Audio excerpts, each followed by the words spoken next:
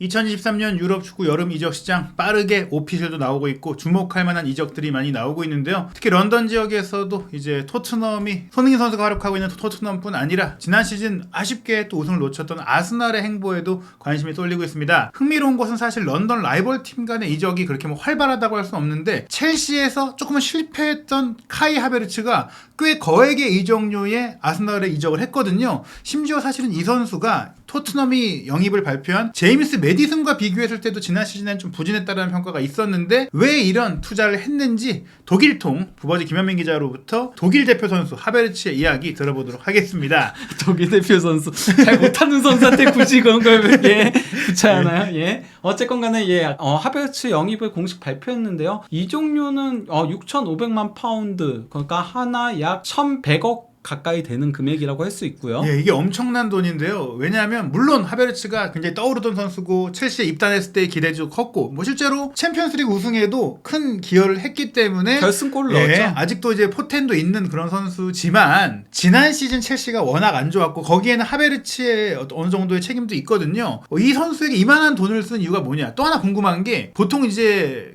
계약을 하면 많은 팀들이 계약 기간을 함께 발표하긴 하는데 롱텀이라고만 나오고 계약 기간은 또 안 나왔어요. 은근 아스날은 이렇게 발표하는 경우들이 있어요. 그러면서 나중에 발표를 하더라고요. 뭔가 좀. 다른데 찜하지 말라 약간 이런 건지 어찌됐거나 이제 아르테타 감독이 이제 이 선수를 왜 영입했느냐라고 직접 좀 이제 힌트를 줬죠. 카이는 최고 수준의 선수다. 그는 매우 다재다능하고 지적인 선수인데다가 우리 미드필드에 엄청난 추가적인 힘을 가져올 것이고 우리 경기의 다양성을 가져다 줄 것이라고 한 건데요. 저는 이 부분이 굉장히 중요하다고 생각을 해요. 하베르츠가 첼시에선 공격수로 뛰었잖아요. 그렇죠. 하지만은 아르테타 감독은 직접 미드필드에 엄청난 추가적인 힘을 가져다 줄 것이다. 미드필더로 활용할 것이다라는 얘기인 거죠. 게다가 이제 다재다능한 그 부분을 좀 포인트로 둔 게 여러 포지션을 줄 수 있는 선수니까 그렇죠. 유연하게 쓰겠다라고 보는 건데 사실 제가 처음 하베르츠를 알게 됐을 때는 조금 뭐 독일의 카카다 뭐 이런 얘기를 좀 전 들었던 것 같아요. 뭐 키도 크고 약간 우아한 데다가 골을 잘 넣는 약간 미드필더였잖아요. 약간 그리고 독일에서는 발락과 외지를 합친 형태라는 얘기들이 많았었죠. 그러니까 그 외지처럼 기술이나 창의성이 조금 있으면서 발락처럼 이제 신체 조건도 크니까 그렇게 얘기들을 했었는데 하베르츠도 뭐라고 얘기했냐면요. 어쨌건 나는 미드필더 선수다. 근데 이제 박스 안으로 들어가는 것도 좋아한다. 이렇게 얘기를 한 거거든요. 그러니까 본인도 미드필더라고 생각을 하고 있는 거예요. 어떻게 보면 첼시에서는 뭐 여러 가지 이유로 인해 특히 뭐 첼시가 지난 시즌 공격수가 부족했으니까 본인이 좀 가장 잘하는 축구를 하지 못했던 게 아닐까. 근데 아르테타 감독은 조르지뉴를 데려와서 쏠쏠하게 반년 잘 쓴 것처럼 첼시에서 못하고 있지만 내가 내 식대로 한번 잘 써봐야지 이런 생각을 한 게 아닐까 싶습니다. 마찬가지로 진첸코와 제수도 그렇게 영입해가지고 지금 매우 잘 활용을 하고 있는 거죠. 단 하나 더 궁금한 게 많은 팬들도 궁금하실 것 같아요. 첼시하고 아스날 하면 거의 뭐 라이벌 관계 아니냐. 특히 이제 같은 지역 런던 더비인데 이런 선수가 오갈 수 있느냐 싶거든요. 그 프리미어리그 시대에 와가지고 첼시에서 이제 아스날로 이적한 케이스가 총 이번이 8번째입니다. 그러니까 윌리엄 갈라스 이거 같은 경우는 이제 애슐리 콜과의 맞교환 형태로 이제 오게 됐던 거였죠. 그리고 사실 이때까지는 첼시가 더 이제 돈이 많았었기 때문에 그래서 이제 애슐리 콜을 데려가면서 갈라스를 보낸 케이스였다라고 할 수 있고 그리고 이제 라사나 디아라 같은 경우 2007년에 이적을 했는데 디아라 같은 경우는 약간 조금 실패한 선수에 가까웠고 요시 베나윤도 조금 그런 편에 속했었고 그리고 체흐 같은 경우도 어쨌건 하락세를 타고 있었고 거의 뭐 은퇴 직전이었죠.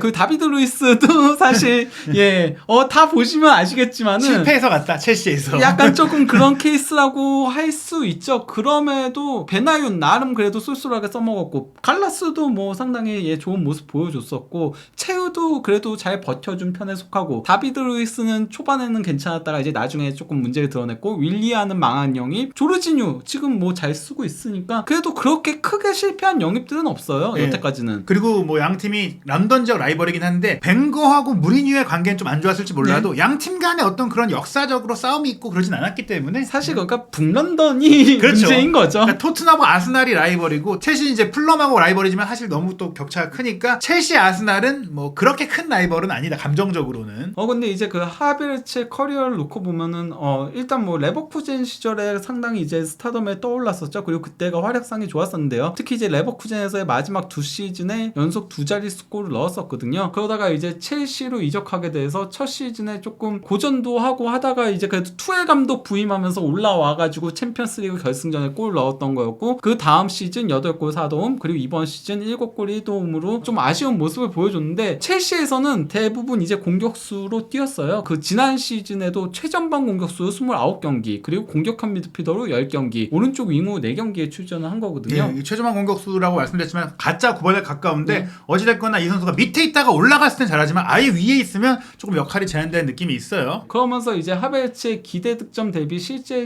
득점이 마이너스 4.6골로 벤포드와 함께 최악입니다. 결국에는 이 기록을 봤을 때는 12골 정도를 넣을 정도의 기회가 있었는데 5골을 좀 날려먹었다. 네. 그러니까 악평이 나온 거죠. 그리고 뭐 10번형 선수 놓고 보더라도 물론 뭐 그러니까 하베르츠가 최전방 공격수 뛴 부분들을 감안을 해야 하긴 하겠지만은 메디슨보다는 많이 떨어지는 편에 속한다라고 할 수 있어요. 예, 사실 토트넘이 뭐 유럽 대항전도 못 나간 상태에서 팀의 가치가 많이 떨어졌음에도 불구하고 레스터 시티가 강등이 되면서 나름 이제 공미 중에서는 프리미어리그에서 핫한 매물이었던 메디슨을 데려갔는데, 그냥 단순하게 생각하면 아스날이 훨씬 상태도 좋고 자금도 좋고 많은 면에서 좋은데 왜 이 위치로 봤을 때 하베르츠보다 잘했던 메디슨을 안 사고 심지어 하베르츠를 더 비싸게 샀느냐. 뭐 거기에는 일단 하베르츠가 메디슨보다 나이가 더 어린 선수죠. 예. 거기다가 이제 그 가지고 있는 툴 자체는 저는 하베르츠가 더 위라고 보고 있긴 하거든요. 물론 메디슨은 확실한 킥이라는 옵션이 예. 있긴 하지만은 다재다능이라는 측면에서 그래서 조금 더 성장 가능성에 있어서는 하베르츠가 조금 더 앞서는 부분들은 있다라고 보고 있는데요. 미드필더로 영입했다는 부분을 주목을 해야 된다고 생각을 해요. 하베르츠가 지난 시즌에 망한 부분은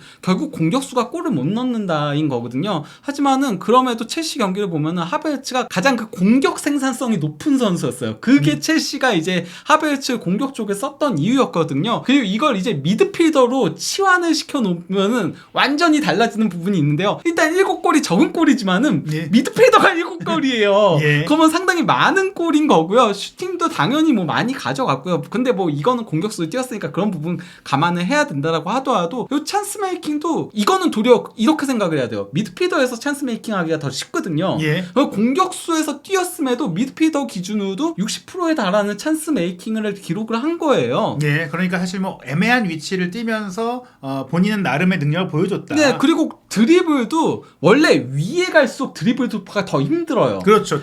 그래 공간이 짧아지니까요. 예, 그리고 또 이제 수비 밀집 지역이잖아요. 그러니까 이강인 선수가 시즌 막판에 드리블 수치가 확 올라갔잖아요. 그게 물론 이강인 선수가 잘한 것도 있지만은 맥잘라로 내려온 것도 어느 정도 영향을 끼친 건 사실이긴 하거든요. 예, 실제로 뭐 단순히 말씀드리면 하베르츠도 위치가 내려가면 돌파 거리라든지 돌파 성공률이라든지 횟수라든지 많은 것들이 늘어날 수가 있어요. 네. 그리고 이제 하베르츠의 분데스리가 시절이 이제 왼쪽이고 프리미어리그 시절이 오른쪽인 거거든요. 예. 그러니까 그 포지션별 출전 비율인 거예요. 근데 보시면 아시겠지만은 가짜 9번을 분데스리가에서도 수행을 한 바 있습니다. 하지만 9%밖에 되지 않거든요. 그리고 공격형 미드필더 본인이 가장 선호하는 저 위치에서 가장 많이 나왔었고 34%를 뛰었고요. 예, 그리고 오른쪽 윙으로 그 다음으로 많이 나왔었고요. 예. 27%. 그리고 중앙 미드필더와 수비형 미드필더까지 수행을 했었거든요. 겨우 이 정도 보면 거의 중앙 지역을 영역으로 조금은 위쪽에서 뛰었다라고 볼 수 있는데 첼시로 온 뒤에는 이 무게중심이 완전히 앞으로 쏠립니다. 네, 그러다 보니까 본인이 이제 가장 잘할 수 있는 플레이들을 할 수 없었던 그런 부분들이 있다고 할 수 있겠습니다. 공격수 65%를 첼시 통산으로 기록을 했으니까 사실 거의 최전방 공격수로 뛰었다라고 보시면 될 것 같아요. 예, 특히 이제 하베르츠의 커리어 하이라고 한다면은 대부분 사람들이 다 2019-20 시즌을 얘기를 해요. 예. 그때가 이제 가장 그 경기력적인 부분도 좋았었고, 특히 브란트 하베르츠 이 둘의 콤비 플레이가 굉장히 좋았었거든요. 예. 근데 이때 하베르츠의 역할은 4-3-3이 오른쪽 메잘라였어요. 그러면서 아랑기스가 뒤에서 풀어주고 브란트가 그냥 볼을 가지고 플레이를 하면서 그러면서 하베르츠와 원투 패스를 주고받으면서 그러면서 하베르츠가 마무리하는 역할들을 굉장히 많이 했었거든요. 전형적인 윙어인 이제 베일리하고 벨라라베가 벌려주니까 그 사이 공간, 특히 네. 폴란트가 최전방에서 수비를 좀 묶어주니 그 생긴 공간을 하베르츠가 공략하면서 많은 골을 넣었던 거거든요. 네. 근데 이제 하베르츠의 일단 강점은 어떤 게 있냐면요. 바로 이제 활동량하고 전력 질주에 있어요. 커버 범위도 21.1km로 프리미어리그 전체 2위고요. 달린 횟수도 1021회로 2위고요. 그리고 이제 타겟티드 런은 이제 355회로 3위고요. 그러니까 가짜 9번이라고 하더라도 실질적으로 타겟형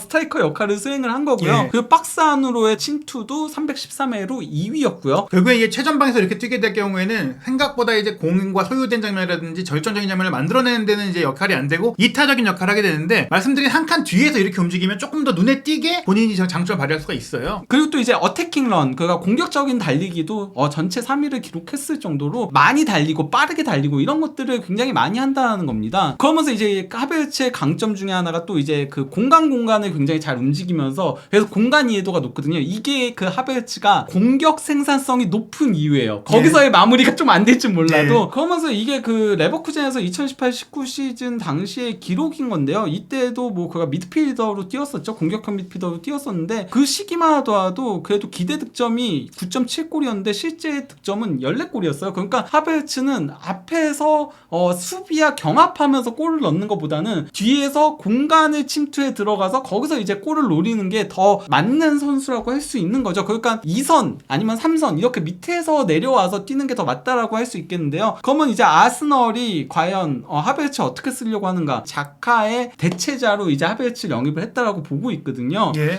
근데 이제 지난 시즌 자카의 역할도 사실 그러니까 박스 안으로 들어가서 타격하는 역할을 했었잖아요. 예. 그리고 이제 웨데고르가 조금 더 플레이메이킹 역할을 하고 파티가 이제 뒤에서 수비적인 역할을 하고 그리고 또 이제 좌우로 뿌려주는 그런 역할들을 했던 거였는데, 아스날이 기본적으로 4-3-3 포메이션을 쓰지만은 진첸코는 좁히고 들어와서 수비형 미드필더처럼 뛰고, 그리고 또 이제 베나이트는 센터백처럼 움직이면서 3백을 형성하고, 그리고 또 이제 두 명의 이제 공격적인 미드필더인 웨데고르와 자카가 이제 올라가서 플레이를 했던 거였거든요. 예. 그러다 보니까 이제 자연스럽게 공격 시에는 3-2-5 포메이션이 된 겁니다. 그러면서 이제 웨데고르하고 자카가 하프 스페이스에서 공략을 했었는데, 이 역할을 하베르츠가 해야 되고, 하베르츠는 그런 공간 침투에는 상당히 능한 선수거든요. 그리고 또 이제 이거는 후방 빌드업 시에 센터백 두 명이 내려와서 골키퍼 옆으로 이제 벌려주고 수비형 미드필더 라이스를 영입하려고 하는 거죠. 그러니까 라이스가 내려와서 또 이제 받아주고, 그러면은 하베르츠랑 웨데고르가 공간 사이로 움직여서 이제 패스 받아서 빌드업들을 전개를 해 나간다. 그리고 여기서 이제 삼각대형을 그리게 된다라는 거죠. 결국에는 하베르츠가 첼시에 있을 때는 저 최전방 스트라이커 역할이었다면, 아스날에는 이제 중앙의 메짤라와 같은 뭐 이제 8번 미드필더, 10번 미드필더를 오가는 그런 본인이 레버쿠젠 시절에 가장 잘했던 역할을 맡게 된다. 예. 그리고 하베르츠가 실제로도 이런 움직임들을 많이 가져갔고 잘했다는 거는 첼시 시절에도 보이는 건데요. 그러니까 첼시에서 가짜 9번으로 뛰더라도 이렇게 내려와가지고 이게 사실상 그러니까 지금과 똑같은 형태인 거잖아요. 속칭 말해서 맨시티의 3-2-4-1 포메이션처럼 움직이게 되는 거죠. 예. 스털링이 최전방으로 올라가서 약간은 침투하는 공격수로서 수비를 유인하고, 그 밑에 오히려 하베르츠가 내려와서 메짤라의 위치에서 공을 받기 위한 그런 위치를 잡고 있는 그런 모습인데요. 다만 하베르츠를 제대로 활용하기 위해서는 라이스 영입이 저는 절대적으로 필요하다라고 생각을 해요. 하베르츠가 기본적으로 자카보다는 수비력 떨어지잖아요. 예. 그 자카보다는 좌우로 벌려주는 패스 같은 건 못하잖아요. 찔러주는 그렇죠. 패스는 도리어 하베르츠가 더 나은 부분이 있고,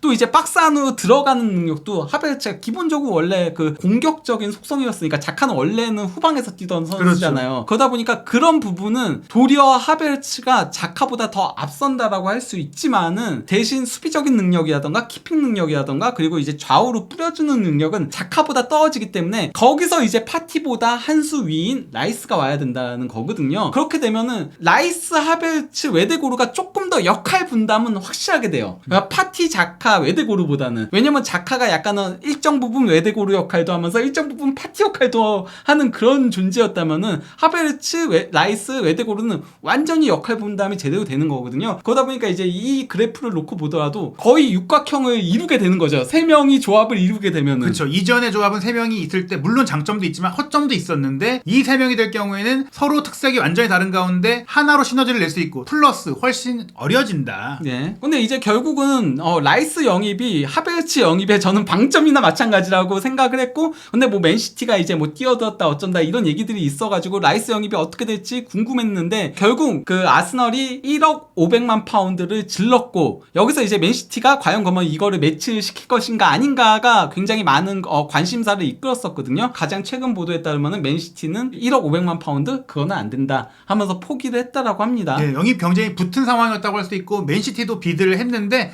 굳이 우리가 더 아스날보다 돈을 쓸 생각은 없다라고 해서 빠졌다라는 걸 뭐 스카이 스포츠도 나왔지만 믿을만한 기자들이 보도를 했어요. 네, 그리고 뭐 그러면서 이제 베이가로 선회를 했다라는 얘기들이 있는데 저는 애당초 맨시티가 라이스 영입을 하려고 했을까라는 생각이 들어요. 솔직히 그렇죠. 말하면은. 예. 왜냐면은 라이스 자리는 로드리랑 너무 겹치거든요. 예. 그래서 저는 애당초 베이가를 영입하려고 한 게 아닐까. 김도환이 나갔으면 공격적인 미드필더를 영입을 해야 되는 거잖아요. 예. 결국에 아스날이 돈 더 쓰게 하려고 붙은 척하고 빠졌다. 저는 그렇게 보고 있습니다. 예. 예, 그러한 가운데 이제 그 데일리 메일 사미 목벨 기자죠. 예, 사미 목벨 기자가 라이스가 웨스트햄 측에다가 아스널 제안 받아달라고 요청을 했다라고 하고요. 결국 뭐 데이비드 온스테인 거의 뭐 공신력에 있어서 끝판왕이죠. 웨스트햄이 아스날이 이적 제안을 수락을 했다라고 합니다. 예, 요 정도 보도가 나왔으면 이제 공식 발표만 남았다고 보시면 될 것 같아요. 왜냐? 선수랑 구단이 합의했대는데 뭐가 더 네. 필요하겠습니까? 이제 하베르츠와 라이스가 아스날의 새 중원으로 가세할 것이 이제 시간 문제로 보이는데 어떻게 작동하게 될까요? 아까 얘기 드린 대로 이제 작동이 될 거라고 보는데요. 근데 이제 하베르츠 같은 경우는 다양한 역할도 수행을 할 수 있잖아요. 네. 그러니까 저는 상황에 따라서 제수스 대신 최전방 공격수도 수행을 할 수 있다라고 봐요. 그럴 경우에는 또 제수스가 오른쪽 측면 공격수일 때 맨시티에서 가장 좋은 모습을 보여줬잖아요. 그러니까 오른쪽 측면 공격수로 그리고 또 이제 사카가 예. 부상이거나 있을 수 있잖아요. 그러니까 예. 사실 지난 시즌 아스널에서 가장 혹사당한 선수가 사카였어요. 예. 가장 그가 변화가 없었던 거의 매 경기를 선발 출전한 게 사카였기 때문에 사카가 빠질 때는 제수스가 오른쪽으로 가면서 하베르츠가 가짜 9번으로 올라갈 가능성도 있고 하지만 기본적으로는 제수스 최전방에 마르티넬리, 사카 좌우 측면에 하베르츠, 웨데고르 그리고 라이스가 뒤를 받치는 형태로 가고 좌우 풀팩은 진첸코와 화이트 그리고 또 이제 팀버 영입을 거의 유력시 된다라고 하잖아요. 예. 팀버도 저는 영입하려는 게 이 선수가 수비형 미드필더까지도 소화할 수 있으니까 센터백도 소화할 수 있으니까 그러니까 상황에 따라서는 진첸코가 빠질 때는 팀버가 오른쪽에서 그 역할을 하는 거죠. 예, 결국에는 이제 4-3-3과 최근 맨시티가 재미를 본 3-2-4-1 포메이션까지 함께 혼용하고 또 경기 중에도 바꿔갈 수 있는 유연성을 위한 영입이 되다. 거의 뭐 그러니까 이건 하이브리드죠. 예. 4-3-3이지만은 실질적으로는 3-2-4-1 가깝게 움직이는 그런 형태로 운영이 될 것 같고 그리고 저는 그러니까 하베르츠하고 팀버를 영입하게 되면은 그 라이스도 왜냐면 상황에 따라서 센터백도 볼 수 있고 그리고 지난 시즌 웨스트햄에서 공격력 또한 한층 눈을 떴었거든요. 그렇죠. 라이스가 그게 한 단계 더 성장한 계기였는데 그렇기 때문에 조금 더 범용성이 생겼다고 생각해요. 지난 시즌과 비교를 하면은 이런 영입들이 이루어진다면은 다양한 역할을 수행할 수 있는 선수들을 영입하게 되는 거니까요. 예, 사실 뭐 아스날이 지난 2012-2013 시즌도 결국에는 맨시티에 우승을 내주긴 했지만 흥미진진한 축구를 통해서 시즌 내내 뭐 우승을 노렸었고 이 정도 또 스쿼드가 구축된다면 다음 시즌도 맨시티의 독주가 아닌 또 맨시티와 아스날이 공격 축구로 우승을 좀 다툴 수 있는 상황이 될 것 같아요. 다만 이제 하베르츠도 우려점이 없는 건 아닌데요. 결국 그래도 첼시에서 최전방으로 뛰면서 자신감이 너무 하락한 부분. 확실히 그게 시즌 막판에는 눈에 보일 정도였어요. 그렇죠. 예, 그래서 골문 앞에서 거의 떠는 듯한 인상까지 들 정도였거든요. 그러면서 키핑도 제대로 안 되는 그런 문제들을 드러냈는데 자신감을 조금 회복해야 되는 부분 그리고 또 어쨌건 간에 그래도 미드필더로 뛰게 된다면은 경기장을 폭넓게 볼 필요성은 있게 된다. 앞으로는 저 역할을 기본적으로 특히 이제 자카가 그런 거에서 완전 도사였잖아요. 그렇죠. 결국엔 예. 이제 아르테타 감독이 그 역할을 했던 선수 출신이기 때문에 개인적인 또 코칭을 해주면서 끌어올릴 필요가 있을 것 같습니다. 아스날까지도 강해지고 있기 때문에 다음 시즌 프리미어리그 더욱더 흥미진진할 것 같은데요. 한준TV에서 부버지 김현민 기자와 함께하는 정밀 분석으로 해외 축구 주요 소식들 확인하시기 바랍니다.